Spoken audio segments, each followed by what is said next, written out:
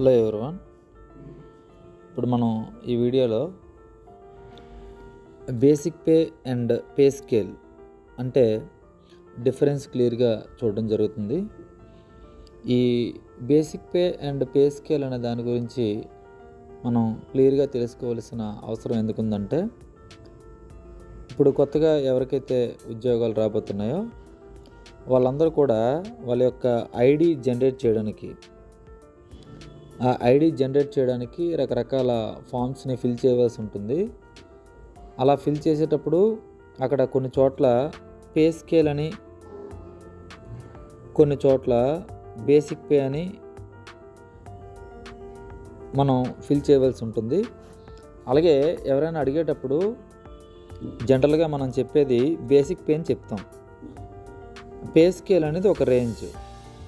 So దీని గురించి ఇంకా మనం డీటెయిల్గా నేర్చుకుంటాం. అందువల్ల ఇక్కడ మనం ఈ basic pay and pay scale గురించి డీటెయిల్గా తెలుసుకోవడం ద్వారా ఒక అవగాహనతోని, అలాగే యాన్యువల్ రేట్ ఆఫ్ ఇంక్రిమెంట్ ఏ విధంగా ఉండబోతుందనే దాన్ని మనం ఎగ్జాంపుల్తో ఇక్కడ చూడడం జరుగుతుంది. ఫస్ట్ ఇక్కడ మనకి ఇచ్చిన డెఫినేషన్ ఆధారంగా బేసిక్ పే అంటే అక్కడ పేరులోనే ఉన్నట్టుగా ఇది ఒక ఫిక్స్డ్ అమౌంట్. ఇది ఫిక్స్డ్ అమౌంట్ ఆఫ్ శాలరీ. ఇందులో ఎటువంటి ఎలవెన్సెస్ అంటే హెచ్ఆర్ఏ అంటే హౌస్ రెంట్ ఎలవెన్స్ కానీ లేదా డిఏ కానీ యాడ్ చేయకుండా జస్ట్ ఒక మూల వేతనాన్ని మాత్రం మనకు అక్కడ తెలపడం జరుగుతుంది. ఇందులో దీని యొక్క కీ ఫీచర్స్ ఏంటంటే, ఇది స్టార్టింగ్ శాలరీ. ప్రతి పోస్ట్లోనూ ఒక స్టార్టింగ్ శాలరీ లాంటిది. ఇందులో అదర్ అలవెన్సెస్ ఏమీ ఉండవు. ఇది మన పే స్కేల్లోని ఒక పార్ట్. మనకు మొత్తం పే స్కేల్ ఏదైతే ఉంటుందో అందులో ఒక పార్ట్ లాంటి దాన్ని మనం బేసిక్ పే అని చెప్తాం. నెక్స్ట్ పే స్కేల్ ఇక్కడ మనం ఎగ్జాంపుల్ చూసుకుంటే, బేసిక్ పే ముందు మనం డిఫైన్ చేసుకున్నాం కాబట్టి ఎస్జిటికి సంబంధించి ఇది పే స్కేల్. ఈ పే స్కేల్ అనేది ఒక రేంజ్ ఉంటుంది, అంటే మినిమము అండ్ మ్యాక్సిమము ఉంటుంది. దాని గురించి మళ్ళీ ఇక్కడ డిఫైన్ చేసుకుంటాము. ఎస్జిటికి సంబంధించి 11th పే కమిషన్ అంటే 11th పిఆర్సీ అంటాం, పే రివిజన్ కమిషన్ అని అంటాం. దాని ఆధారంగా ప్రజెంట్ ఎస్జిటి బేసిక్ 32,670 రూపీస్. ఇప్పుడు పే స్కేల్ అంటే ఏంటి?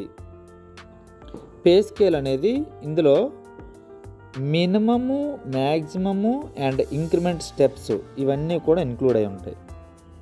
మినిమం శాలరీ, అలాగే ఆ పోస్ట్కి ఉన్న మొత్తం టోటల్ సర్వీస్లో మ్యాక్సిమం శాలరీ, అలాగే యాన్యువల్ ఇంక్రిమెంట్ రేట్స్. ప్రతి సంవత్సరం ఆ బేసిక్ పేలోని ఇంక్రిమెంట్ రేట్స్ ఉంటాయి. వాటి యొక్క స్ట్రక్చర్ అంతా కూడా మనకి ఈ పే స్కేల్లో విజిబుల్గా కనిపిస్తుంది. ఈ పే స్కేల్ యొక్క ఫీచర్స్ ఏంటంటే, ఇది మొత్తం శాలరీ యొక్క స్ట్రక్చర్ని, ఒక పర్టికులర్ పోస్ట్కి శాలరీ యొక్క స్ట్రక్చర్ని తెలిపేది పే స్కేల్.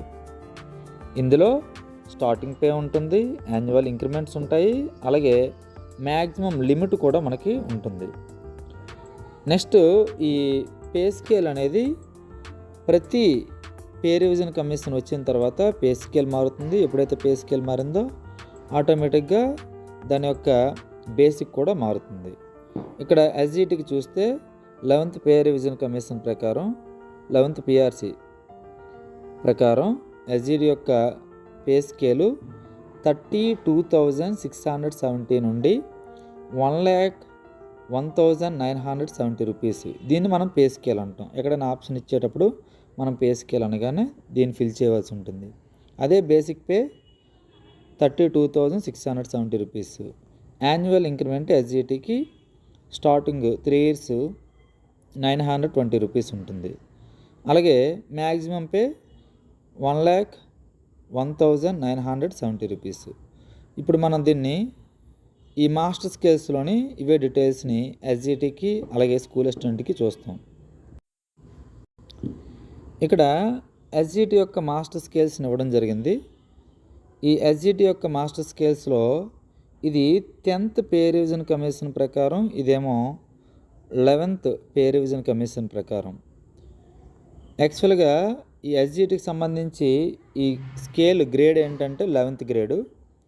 అలాగే స్కూల్ అసిస్టెంట్కి సంబంధించి స్కేల్ గ్రేడ్ 17th గ్రేడ్. వీటి గురించి కూడా మనం మాస్టర్ స్కేల్స్తోనే డీటెయిల్డ్గా చూస్తాము. అయితే ఇప్పుడు ప్రజెంట్ ఎస్జిటి యొక్క బేసిక్ 32,670, హైయెస్ట్ అంటే మొత్తం యావరేజ్గా ఒక క్యాండిడేటు టోటల్ సర్వీసు 43 ఇయర్స్ చేశారనుకుంటే ఆ 43 ఇయర్స్లో అతను మ్యాక్సిమం బేసిక్ ఎంత అవుతుందంటే 1,01,970 రూపీస్. 1,01,970 రూపీస్. ఇది maximum basic. Minimum basic 32,670 rupees. ఇదే మనకి 10th పిఆర్సీ ప్రకారం చూస్తే అప్పుడు 2 ఇయర్స్ సర్వీస్ తక్కువగా ఉంటుంది. అంటే 60 ఇయర్స్కి రిటైర్ కావడం జరిగేది కాబట్టి అప్పుడు 41 ఇయర్స్కే అక్కడ స్కేల్స్ వేయడం జరిగింది. ఇందులో మినిమం బేసిక్ 21,230 రూపీస్ ఉండేది. మ్యాక్సిమము 63,010 రూపీస్గా ఉండేది. అది 11th పే రివిజన్ కమిషన్ వచ్చిన తర్వాత ఈ విధంగా చేంజ్ కావడం జరిగింది. ఇది ఎస్జిటి యొక్క మాస్టర్ స్కేల్స్. ఈ మాస్టర్ స్కేల్స్లో మనకి ఇంక్రిమెంట్స్ కూడా ఉంటాయి, యాన్యువల్ ఇంక్రిమెంట్స్ కూడా ఉంటాయి. అవి ఏ విధంగా ఉంటాయంటే ఇప్పుడు బేసిక్ ఎంత అనుకుంటే ఒక క్యాండిడేట్కి అతనికి స్టార్టింగ్ ఇయర్లో 590 రూపీస్ ఉండేది 10th పే కమిషన్లో. ఈ విధంగా 590 రూపీస్ 3 ఇయర్స్ వరకు 590 ఆ విధంగా యాన్యువల్ ఇంక్రిమెంట్స్ యాడ్ అవుతూ ఉంటాయి 3 ఇయర్స్ వరకు. ఆ 3 ఇయర్స్ అయిన తర్వాత ఇక్కడికి వస్తారు 21,820కి. ఇక నేను చెప్తున్నది 10th పే కమిషన్ ప్రకారం చెప్తున్నాను. అలా కాకుండా ఇక్కడ అప్డేటెడ్ది 11th పే కమిషన్ ప్రకారం చెప్పుకుందాం. SGT basic 32,670, starting annual increment 920 rupees బేసిక్లో యాడ్ అవుతుంది. ఆ విధంగా 3 ఇయర్స్ వరకు 920 ఈ ఇంక్రిమెంట్ రేట్తో కంటిన్యూ అవుతారు. తర్వాత ఈ బేసిక్ వెళ్ళడం జరుగుతుంది 3 ఇయర్స్ తర్వాత. అది ఎంత అంటే 33,590 రూపీస్. ఆ తర్వాత ఇంక్రిమెంట్ రేటు చేంజ్ అవుతుంది. ఇక్కడ 920గా ఉన్నది 3 ఇయర్స్ తర్వాత 990గా చేంజ్ అవుతూ ఉంటుంది. ఇది కూడా 3 ఇయర్స్ వరకు 990 ఆ విధంగా 990 అయిన తర్వాత మరొక 3 ఇయర్స్ అలా కంటిన్యూ అవుతుంది. నెక్స్ట్ ఈ బేసిక్కి చేరుకోవడం జరుగుతుంది. ఈ విధంగా ప్రొసీజర్ అనేది ఎవ్రీ ఇయర్ మనకి కంటిన్యూ అవుతుంది. అలాగే మనకి ఈ ఎడ్యుకేషన్ డిపార్ట్మెంట్లో 11th పే కమిషన్ ప్రకారం ఎవ్రీ 6 ఇయర్స్కి ఏఏఎస్ ఉంటుంది. ఏఏఎస్ అంటే ఆటోమేటిక్ అడ్వాన్స్మెంట్ స్కీము. ఇది మీరు సర్వీస్లోకి వచ్చిన తర్వాత దీని గురించి డీటెయిల్గా నేర్చుకుంటారు. అలాగే స్కూల్ అసిస్టెంట్ చూస్తే 10th పే కమిషన్ ప్రకారం బేసిక్ 28,940 రూపీస్ ఉండేది. అది మ్యాక్సిమం బేసిక్ 78,910 రూపీస్గా అందులో మనకు చూపించడం జరిగింది. అదే స్కూల్ అసిస్టెంట్కి 11th పిఆర్సీ ప్రకారం పే రివిజన్ కమిషన్ ప్రకారం బేసిక్ 44,570, మ్యాక్సిమం బేసిక్ అంటే టోటల్ సర్వీస్లో ఆ పోస్ట్కి స్కూల్ అసిస్టెంట్కి 1,27,480 రూపీస్. ఇది స్కూల్ అసిస్టెంట్ది. అలాగే స్కూల్ అసిస్టెంట్కి సంబంధించి starting 3 years rate of increment 1,260 rupees ఉంటుంది. ఈ విధంగా 3 ఇయర్స్ కంటిన్యూ అవుతుంది. 3 ఇయర్స్ కంటిన్యూ అయిన తర్వాత ఈ బేసిక్ చేరుకోవడం జరుగుతుంది 47,090 రూపీస్కి. ఆ తర్వాత రేట్ ఆఫ్ ఇంక్రిమెంట్ ఇక్కడ 1,260 రూపీస్ ఉన్నది ఇక్కడ 1,350 రూపీస్కి రేట్ ఆఫ్ ఇంక్రిమెంట్ అనేది చేరుకుంటుంది. ఈ విధంగా ఈ యాన్యువల్ ఇంక్రిమెంట్స్ అనేవి యాడ్ అవుతూ ఉంటాయి. ఇప్పుడు మనం పిఆర్సీ మాస్టర్ స్కేల్స్లోని గ్రేడ్స్ అవి ఏ విధంగా ఉంటాయో చూస్తాం. ఇవి 11th పిఆర్సీ వచ్చిన తర్వాత కంపేర్ చేస్తూ ఇచ్చిన టేబుల్స్ ఇవి. ఇందులో గ్రేడ్ అని ఇక్కడ చూపిస్తున్నారు. ఎగ్జిస్టింగ్ స్కేలు, రివైజ్డ్ స్కేలు 2022లో రివైజ్ చేయడం జరిగింది. ఈ విధంగా మనకి గ్రేడ్స్ అనేవి ఉంటాయి. మనకి ఎస్జిటికి 11th గ్రేడు, ఇది ఎస్జిటికి సంబంధించిన 11th గ్రేడు. అలాగే స్కూల్ అసిస్టెంట్కి సంబంధించి 17th గ్రేడు. ఇవి మనకి పిఆర్సీలోని రివైజ్ చేసిన 11th పిఆర్సీలోని రివైజ్ చేసిన మాస్టర్ స్కేల్స్. మనం దీని ఆధారంగా ఈ బేసిక్ పే ఎప్పుడైతే మనకి తెలుస్తుందో దాని ఆధారంగా మిగతా శాలరీని మనం ఆ హెచ్ఆర్ఏ కానీ లేదా డిఏ కానీ ఆ పర్సంటేజెస్ ఎప్పటికప్పుడు చేంజ్ అవుతూ ఉంటాయి కాబట్టి మనం దాన్ని కాల్కులేట్ చేసుకొని మన యొక్క గ్రాస్ శాలరీని, నెట్ శాలరీని కాల్కులేట్ చేసుకోవచ్చు. దాన్ని కూడా ఎగ్జాంపుల్ చూద్దాం. ఇప్పుడు ఇక్కడ ఎగ్జాంపుల్ చూస్తాము. ఇందులో లోకల్ బాడీకి సంబంధించి హెచ్ఆర్ఏ పర్సంటేజు 10% ఉంటుంది. స్కూల్ అసిస్టెంట్కి సంబంధించి బేసిక్ పే 44,570 రూపీస్ అనుకుంటే డిఏ ప్రజెంట్ ఉన్న డిఏ 33.67%. ఇందులో 33.67% కాల్కులేట్ చేస్తే 15,006 రూపీస్. దాన్ని రౌండ్ చేస్తే 15,007 రూపీస్ అవుతుంది. ఎందువల్లంటే ఇక్కడ 72 పైసే కాబట్టి.